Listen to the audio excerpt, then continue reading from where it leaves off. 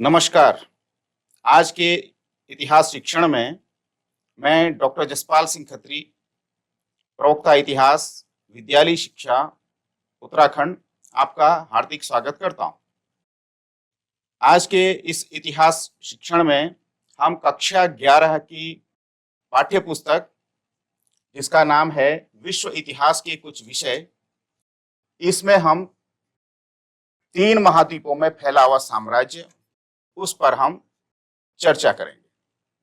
हमारे जो विषय रहेंगे, हम मेसोपोटामिया से लेकर के और आगे के जो साम्राज्य स्थापित हुए उन पर चर्चा करेंगे।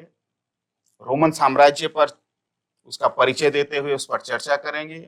उसकी जानने के हम ऐतिहासिक स्रोत पर हम चर्चा करेंगे।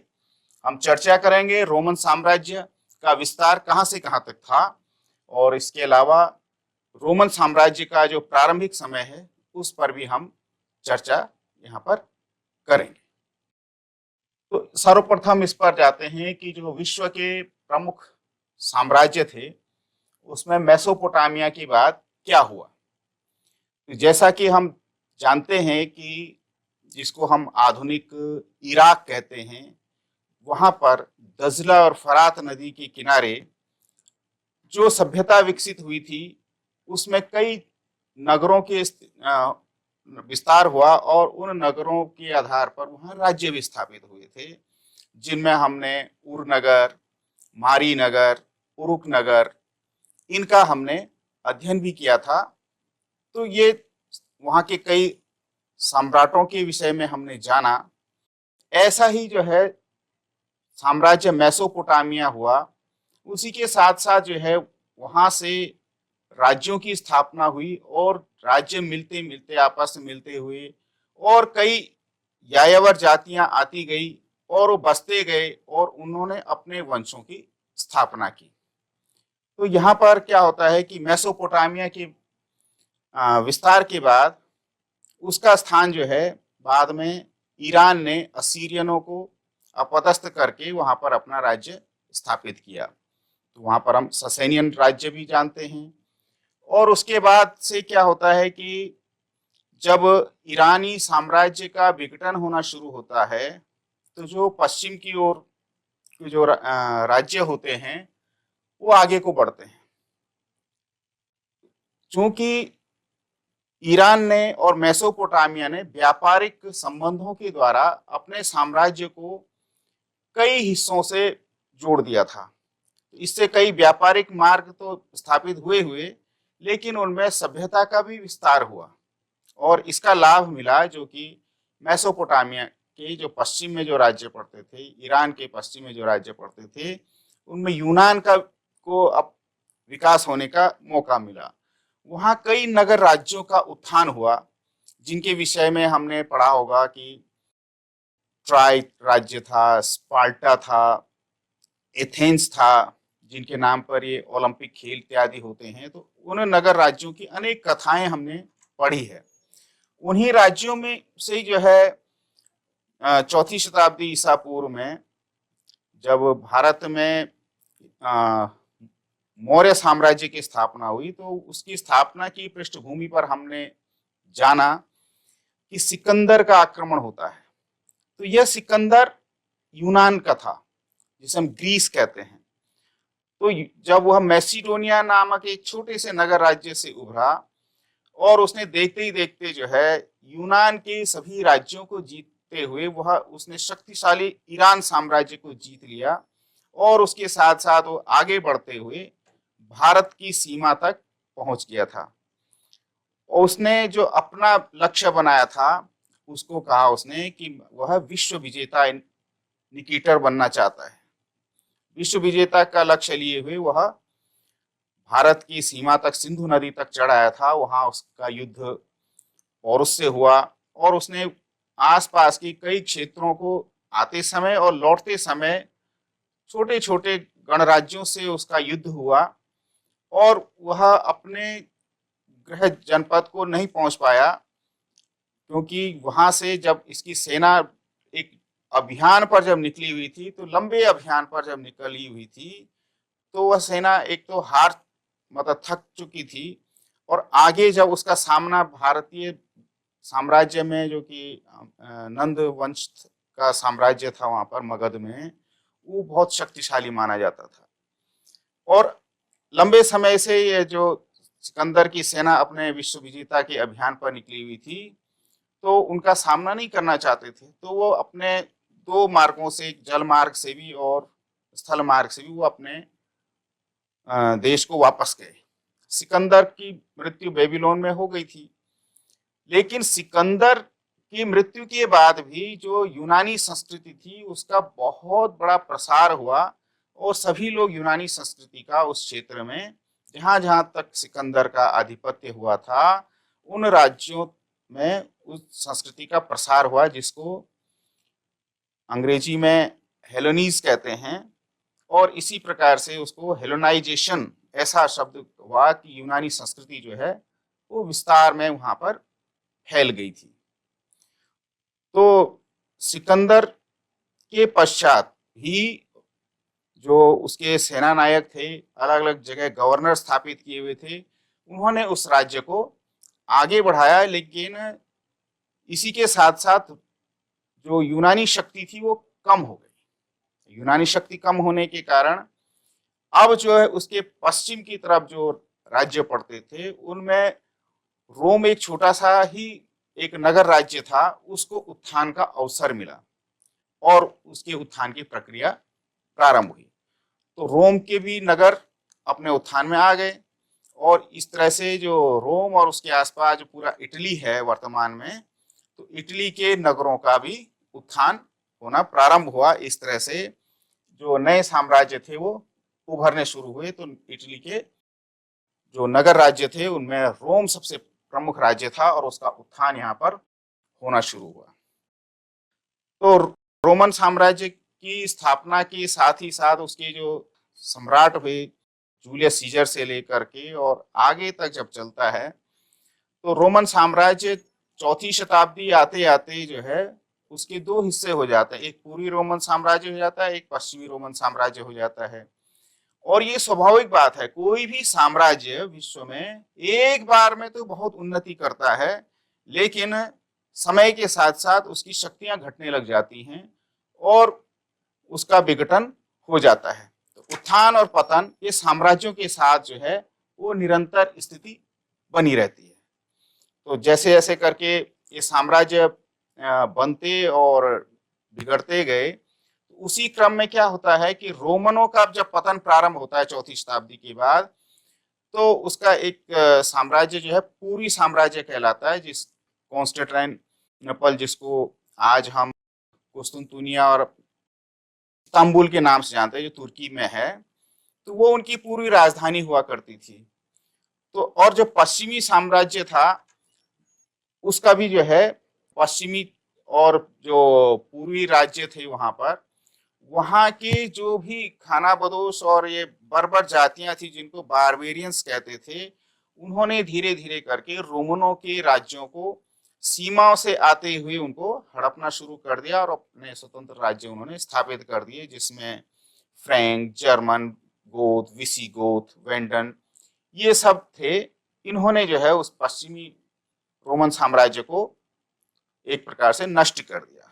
और जो पूरी रोमन साम्राज्य था तो उसमें भी कई राज्य स्थापित हो गए, क्योंकि कॉन्स्टेंटाइन जो सम्राट थे रोमनों के, उन्होंने ईसाई धर्म ग्रहण कर लिया था। तो उसके बाद कई ईसाई राज्यों का वहां पर उदय हुआ, और उन ईसाई राज्यों की जो कॉमन बात यह थी कि उन्होंने एक नया साम्राज्य मिला करके किया, जिसको पवित्र रोमन साम्राज्य कहते हैं।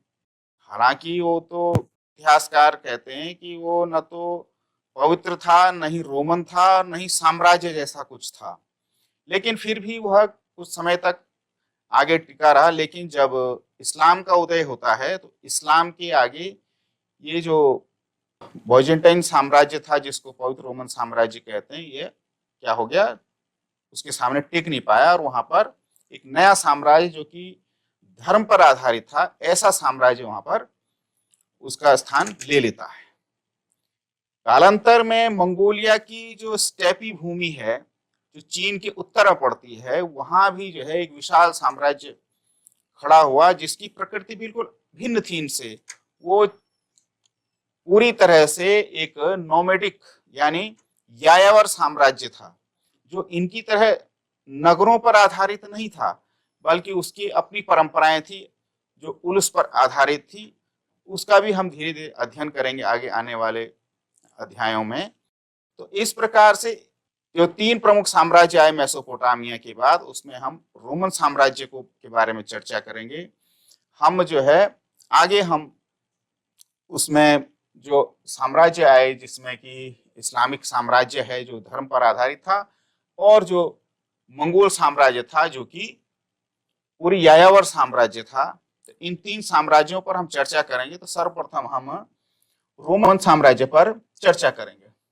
यह जो है एक भग्नावशेष है, जो यूनानी साम्राज्य है उसका भग्नावशेष है, जो कोरिन्थ नगर था उसका। तो इस प्रकार पहाड़ियां हैं, ये उनके सभा मंडप बने हुए हैं, यहाँ कई इमारतें रही होंगी।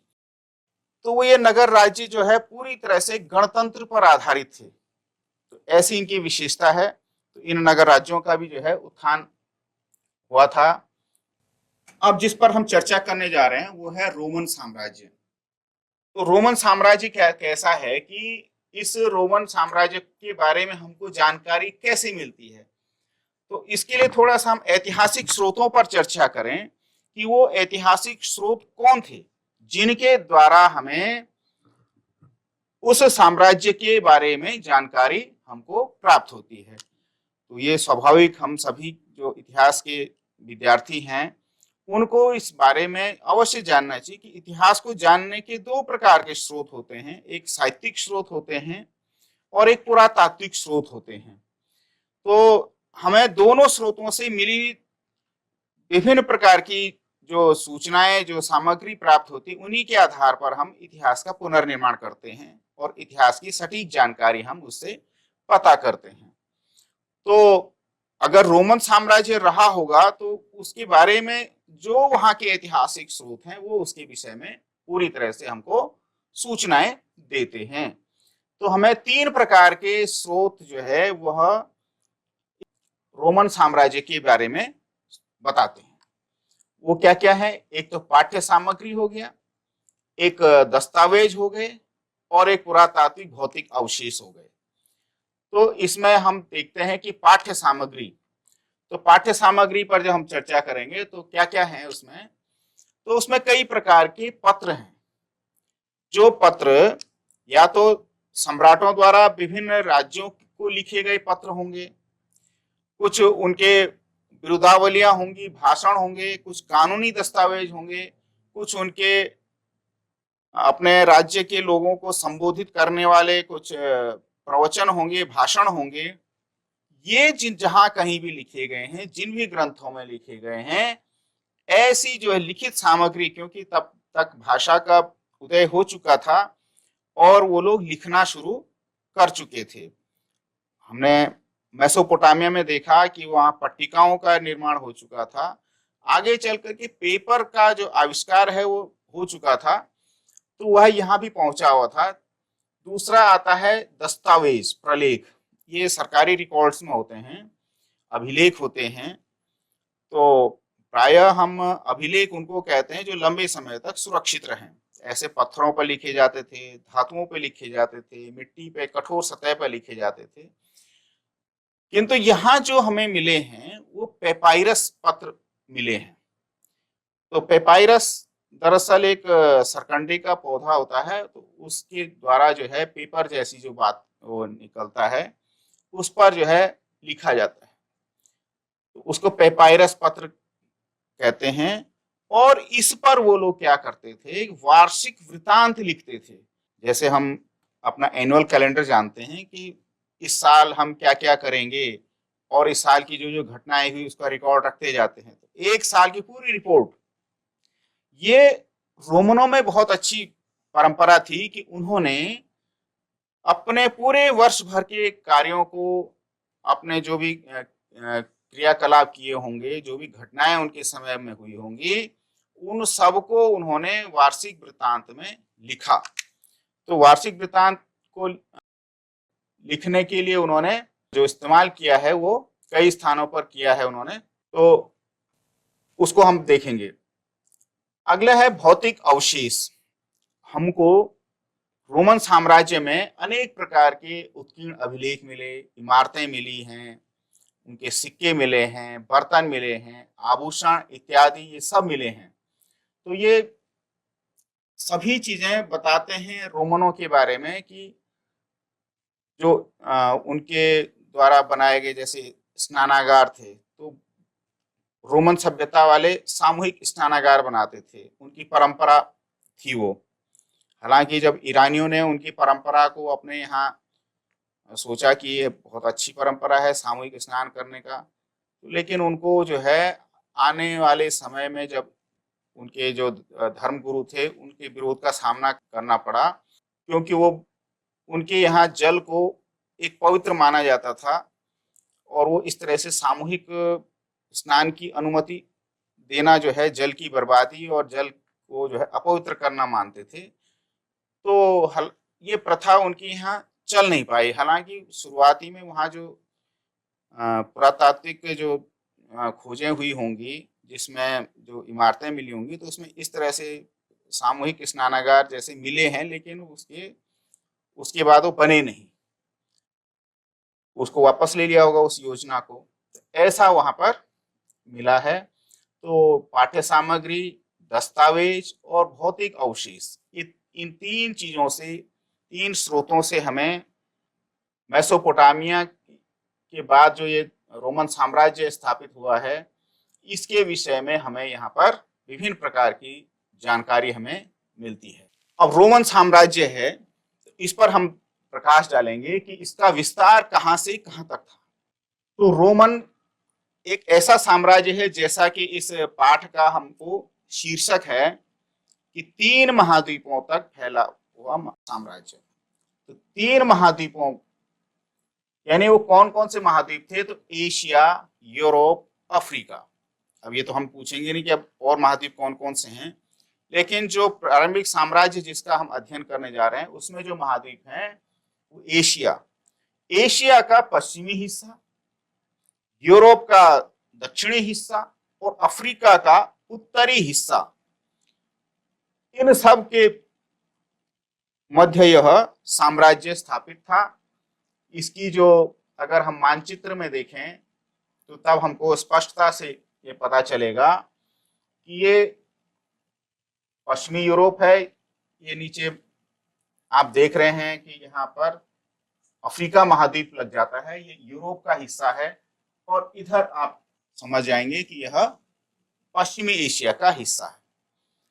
यह जो क्षेत्र विस्तृत है, तो एक फर्टाइल लैंड है, भूमध्य सागरीय जलवायु से इसमें है, तो काफी उपजाऊ जलवायु यहाँ रहती है, बहुत अच्छी जलवायु, जीवन जीने लायक अच्छी जलवायु होती है, इसलिए यहाँ जनसंख्या पर्याप्त मात्रा में है।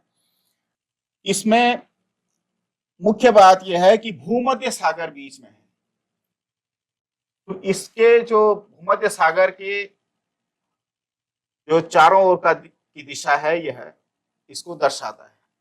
इसमें जो दक्षिणी भाग है, तो सहारा मरुस्थल जो कि अफ्रीका का मरुस्थल है, उत्तरी अफ्रीका में है, वो इसकी सीमा है, दक्षिणी सीमा है।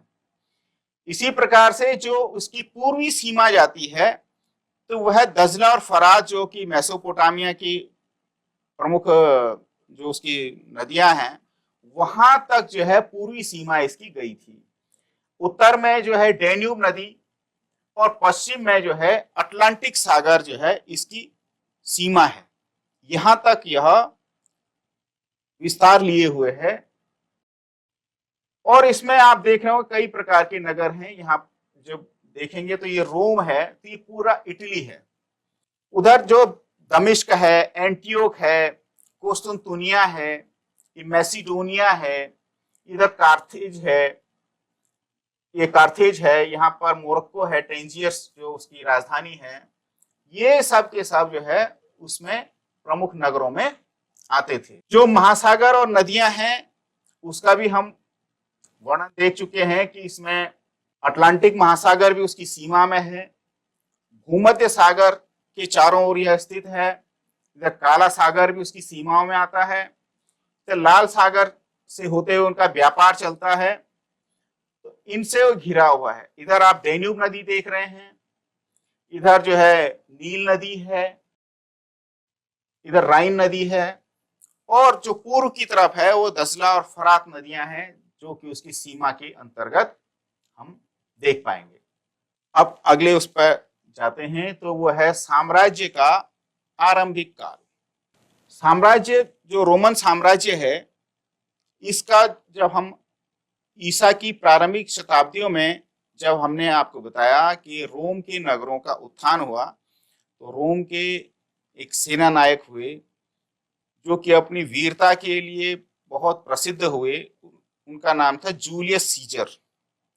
तो जूलियस सीजर ने जो है अपनी, जबकि रोम संकट से छाया हुआ था, ऐसे समय में उसने अपने युद्ध कौशल के द्वारा, अपने सेनापतित्व में जो है उसने सेना लेकर के और रोम का साम्राज्य बहुत विस्तारित किया, वह विजय लेकर के आया, उसने मिस्र को जीता और ऐसे करके एक बहुत विशाल साम्राज्य खड़ा उसने कर दिया। और वहां क्योंकि वह एक नगर राज्य था जो कि गणतंत्र पर स्थापित था, तो गणतंत्र की परंपरा का पालन करते हुए वह जो है वहां का शासक बन बैठा।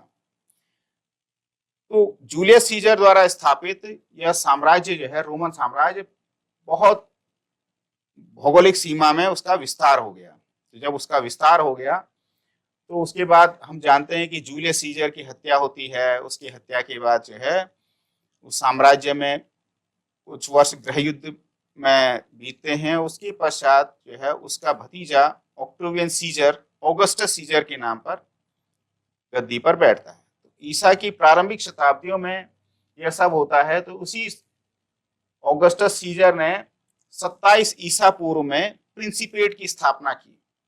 तो ये स्पष्ट रूप से आप समझ सकते हैं कि यह जो प्रारंभिक वर्ष है ईसा की शताब्दियों से, ईसा के प्रारंभ से लेकर के ये पहले का समय है जब एक साम्राज्य, रोमन साम्राज्य जो है अस्तित्व में आ गया था। उसका जो एक समय है पूर्ववर्ती और परवर्ती चरण, तो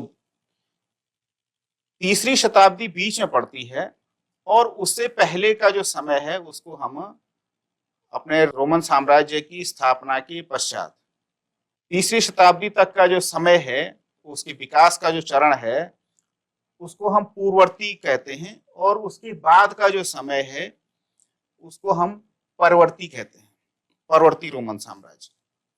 तो इसकी विशेषता यह इस प्रकार से आती है कि दूसरी शताब्दी तक रोमन साम्राज्य ने भरपूर प्रगति की, और उसके पश्चात जो है उसका धीरे धीरे करके पतन होना प्रारंभ हो गया था। अनेक संकटों से रोमन साम्राज्य गुजरा उस समय में।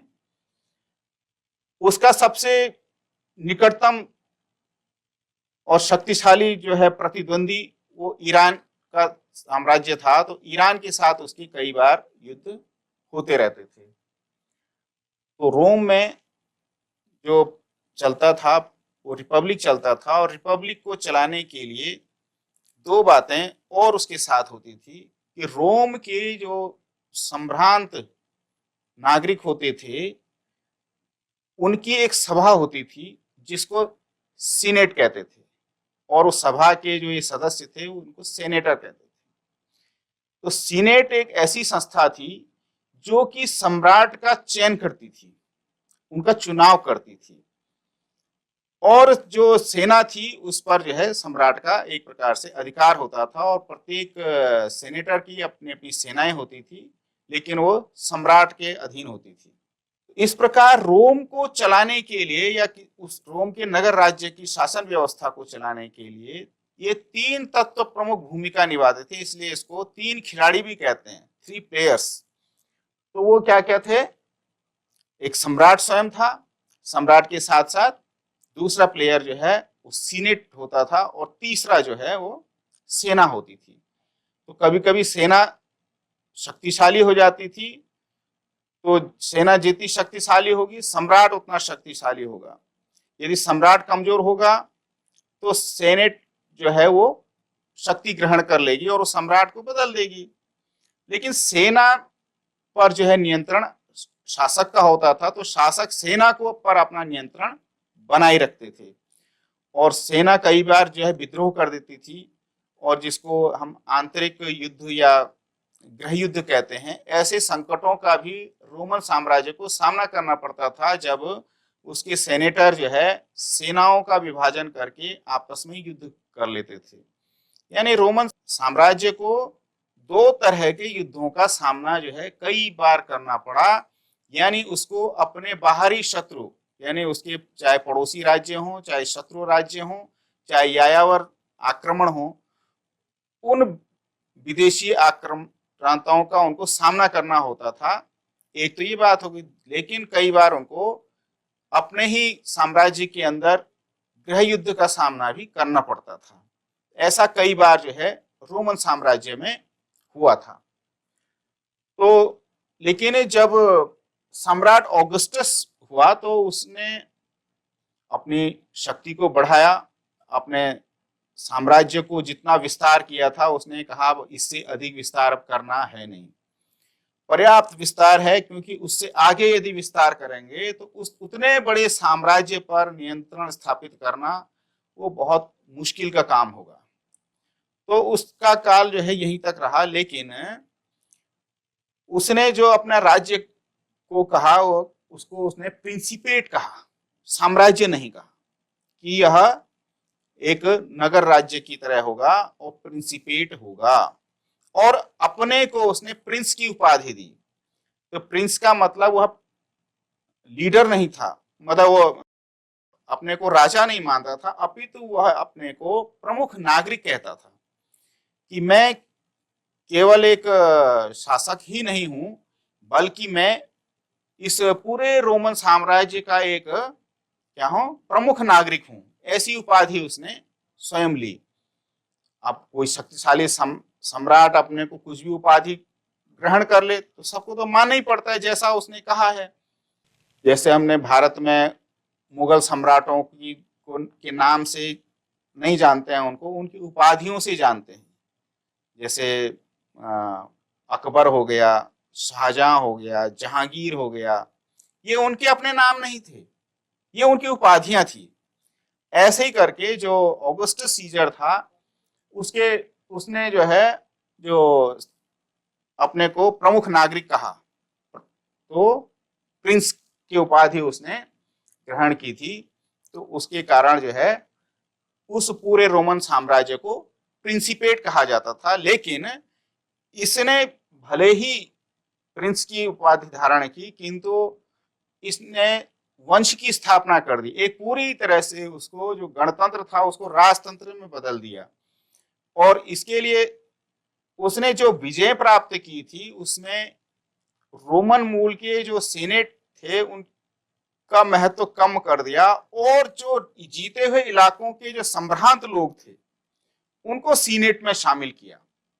तो इस प्रकार से उसने उसकी शक्ति बढ़ी और सीनेट जो है वो अप्रभावी हो गई। तो इसी कारण क्या होता है कि जब वार्षिक वृत्तांत और विभिन्न प्रकार के इतिहास के प्रलेख लिखे जाते थे तो जब अनेक जो सीनेट के सदस्य थे उन लोगों ने लिखा है कि जो सम्राट जो है उनकी अपेक्षाओं पर खरे नहीं उतरते थे, जो उनको सताते थे, जो उनके साथ अच्छा बर्ताव नहीं करते थे, उनकी उन्होंने कटु आलोचना की है, उनको बहुत ही खराब सम्राट बताया है।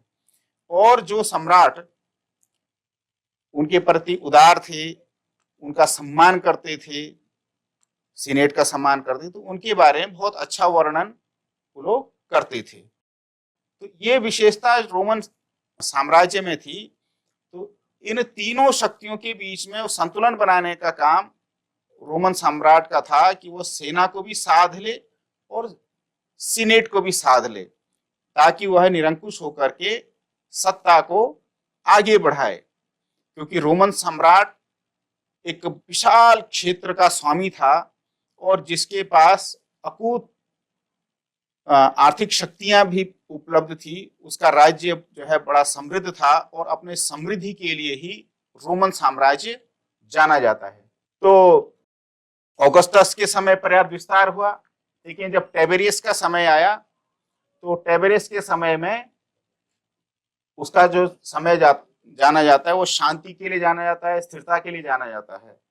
लेकिन जो सम्राट हुआ ट्रोजन, तो ट्रोजन जो है 113 से लेकर के 117 ईस्वी तक सम्राट रहा। वो काफी उम्र का सम्राट था और उसके समय में उसने डैन्यूब नदी को पार करके उन क्षेत्रों को जीता और उनको अपने साम्राज्य में मिलाया। लेकिन उसकी यह विजय जो है वो स्थायी नहीं रह पाई, क्योंकि उतने क्षेत्र पर नियंत्रण करना एक प्रमुख कार्य भी था, दुष्कर कार्य था।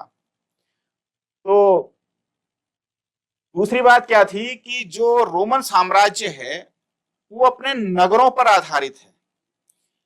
नगर ही ग्रामीण क्षेत्रों पर उसमें नियंत्रण रखते थे।